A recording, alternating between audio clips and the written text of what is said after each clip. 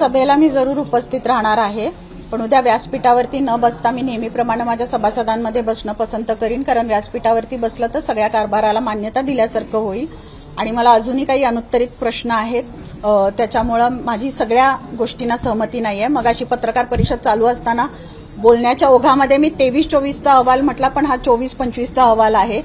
तसंच चुकून माझ्याकडून सभासद खर्च गेला, पण तो संचालक खर्च असं मला म्हणायचं होतं।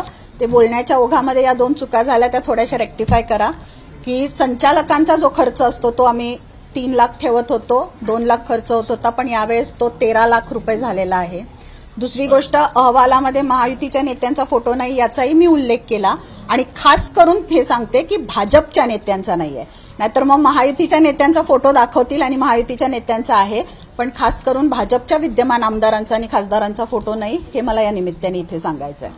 त्यामुळं खर्चावरती 21चे 25 संचालक करण्यासाठी आणि अहवालावरती महायुती म्हणून स्पेशली भाजप हा जर महायुतीचा सगळ्यात मोठा घटक आहे, तर महायुतीच्या आमदारांचे आणि खासदारांचे फोटो नसल्याचं हा खेद माझ्या लोकांनी व्यक्त केलेला आहे। तर त्यामुळे मला वाटतं की हे काही गोष्टी, हे मुद्दे, कारभाराचे काही शंकास्पद व्यवहार झालेले हे मान्य